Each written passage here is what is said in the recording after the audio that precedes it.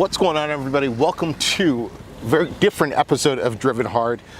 Today I'm out at Stave Lake here in Mission, BC, and excuse the noise, we got some kids having some fun on some quads, but I have a loaner vehicle, and you can see I am not by myself today. I have my son who's chilling in there, but I figured it'd be a really cool opportunity to do a quick, I don't want to call it a review, but I do want to call it my thoughts on the 2020 Discovery Sport. So if you can get by the outside noise we're going to have and whatever distractions Raph is going to do inside the vehicle, let's have some fun. And then you know I'm going to try taking it up and down a couple of the light duty trails here, because let's admit it, it's a soft roader. This is not an off-roader. This is a soft roader by all means. But I want to give you my thoughts and opinions on this. I've had it for the last few days. The Driven Hard Range Rover is back at the dealership getting an emergency repair done. More on that in a future video. But let's talk about this. So this is the 2020 Discovery Sport.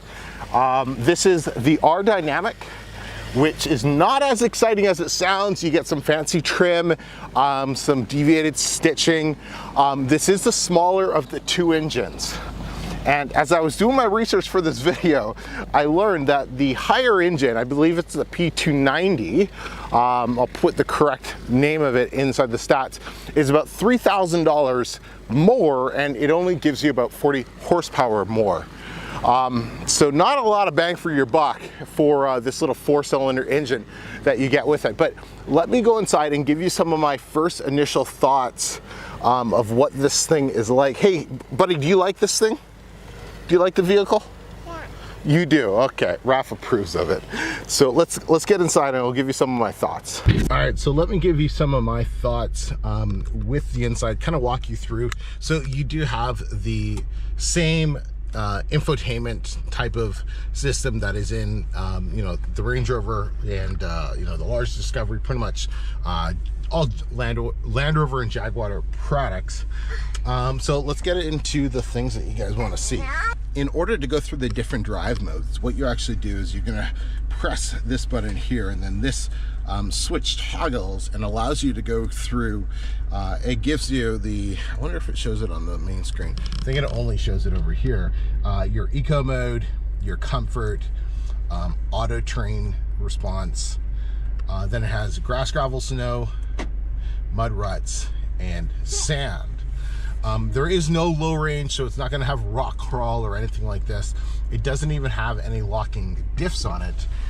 You can go here for a bit more off-road information on the main thing, and it's just showing you where it's sending power and which wheels are going to be slipping. I'll give you a bit more details of this in action when we go for a quick little drive here in a little bit.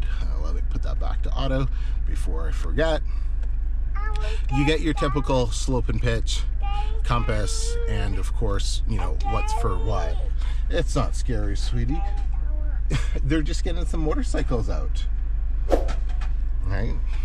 You can see here the deviated stitching that kind of matches the exterior. I really like that. I think it gives the interior a nice little touch, just like, I like that. I kind of wish the Range Rover had that. It's kind of a cool thing. In terms of the rest of the entertainment system or infotainment system, it's the exact same, like I said, that's pretty much across the board for the JLR products. So I'm not going to bother wasting your time going through all of this because it's really not exciting and it's kind of boring.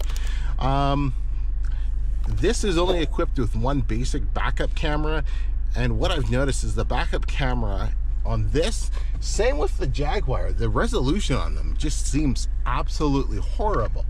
So maybe if you don't equip your the backup, or if you don't equip or buy the camera options, you get basic low resolution cameras. But yeah, no, it's absolutely horrible, especially pulling into the garage. It just does not give you a very good view when you're backing up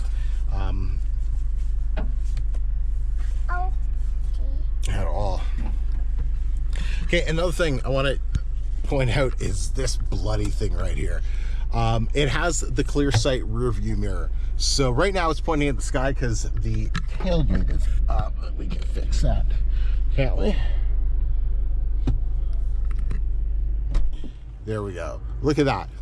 Now, personally, I think it's a gimmick. I guess it makes sense, but I think you have a ton. If I cut it out of the way, you can see outside the back just fine. I don't think there's any need to have an actual camera on there. I personally think it's a gimmicky thing.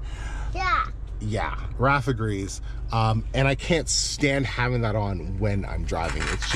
It's just a bit of a distraction more than anything here. So let's put it back there. It does have nice big moonroof. No, it does not open, but man, does it make the cabin seem a lot larger than it actually is for such a small vehicle. I've really come to appreciate that. Another little storage cool thing here is we open this up, this entire thing actually pops right off. So you can have a boatload of front storage right there. And there's even a cover. If you don't want cup holders here and you just want a cover, you can do that as well. So lots of storage. It's kind of cool. Wireless charger. It's pretty slow, but it is what it is. What else is there?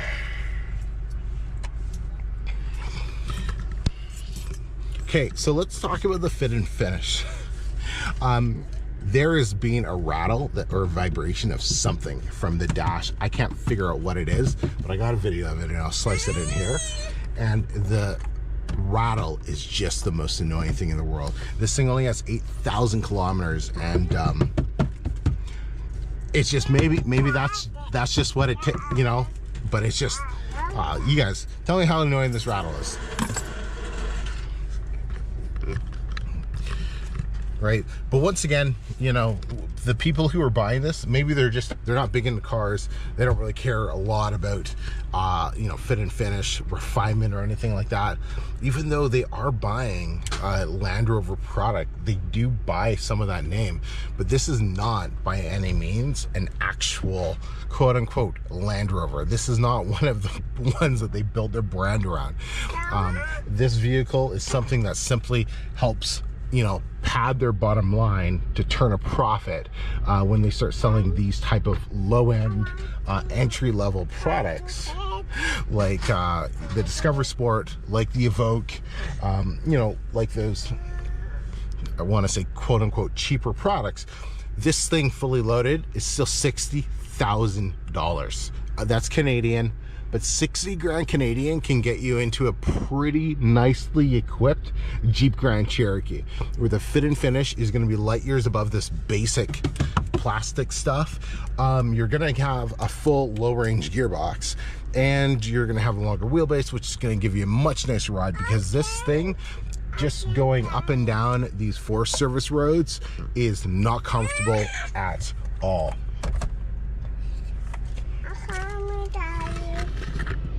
Definitely doing reviews with him is a little challenging. I know you're hungry. We're gonna go eat after. We gotta finish this video. Should we go for a drive? Should we go for a drive now? Bumpy? Let's just go do that.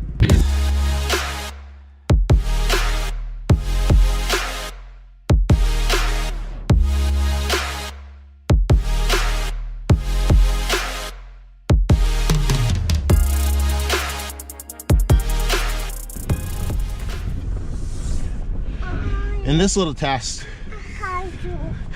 you're going to see the lack of ground clearance. What? You'll get to see a bit of the four-wheel drive system works. Let me just make sure we're on the right screen for that. All right, buddy, grab a seat. But as I do this, you can, well, you'll kind of see for itself how it likes to. Oh, and so we're in auto. What I'll do is I'll actually put it to mud ruts. And yeah, let's just go for it. All right. So we get some slippage. Yeah, Daddy just needs to concentrate for 1 second, buddy. I think we got a wheel in the air, right? I can feel it. We're rocking. Right? Now the front end is probably gonna brush. Yeah, you don't need your seatbelt. We're not going fast. Yeah, I'm going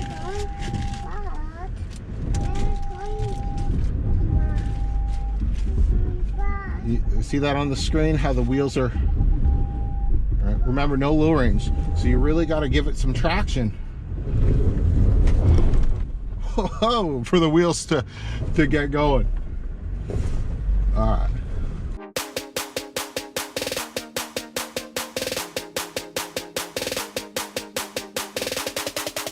So as we go through this little thing, having a low range would really help with the throttle control. I've done this multiple times in the Range Rover, and it's just so much easier when you're in low range. This is smaller, so I don't hit as many as the branches.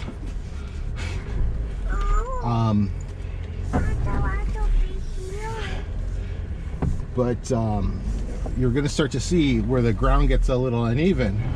This thing really kind of does struggle, and it gets it done, but it does not like it. That's the best way I could kind of explain it. But I don't like it. You don't like it either. Yeah. I know, sweetie. I don't like it. And I don't really like not having my cameras, so I can't really see where I'm putting my wheels with these rocks.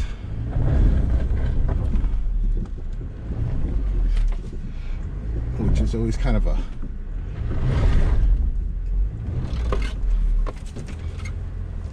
pain.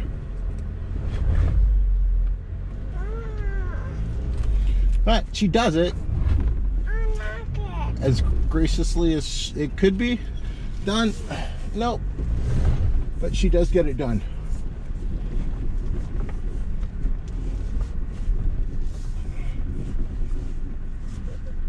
I would like to see if I can climb up that.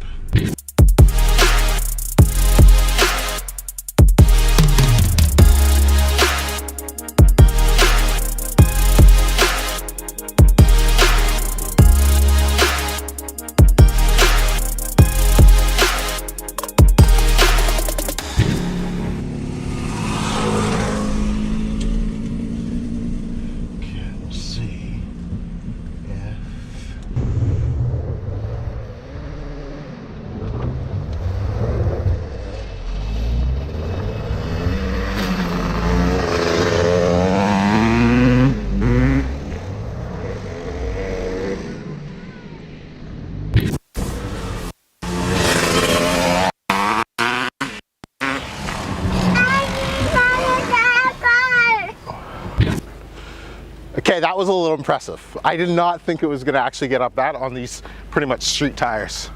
What did it look like on the video? Oh, geez. Did it kind of look a little... Your left front tire came right off. Oh, really? It did not look comfortable at all, right? No, It looks like it's so out of place. I almost missed the shot because I was sitting there like, you know, you just caught me off guard.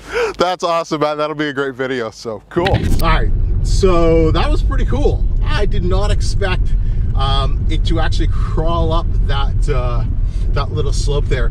I do wish it wasn't a Sunday afternoon and the weather was not so nice, because then this place wouldn't be so busy. And there are a few more trails, or obstacles rather, that I would like to try to kind of test this thing on, because that actually really impressed me back then.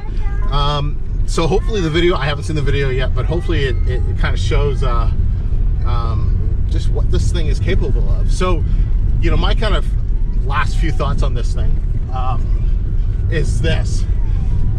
It's capable off-road.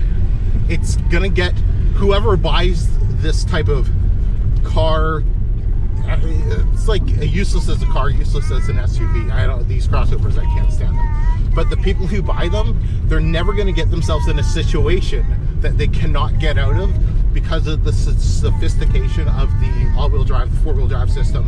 No, it's an all-wheel drive system, because you can't really, yeah, let's just leave it at that. Of the traction controls and all of that, it's going to be completely fine for pretty much 99.9% of the people who do get these. The people who do buy them because they want an off-roader, are they going to be a little disappointed?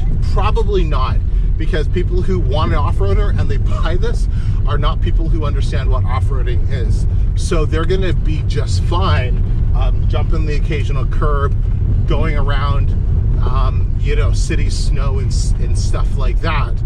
Taking it out to a place like this, where, you know, the Jeepers and the mud boggers and everyone comes, and the idiots with Range Rovers come,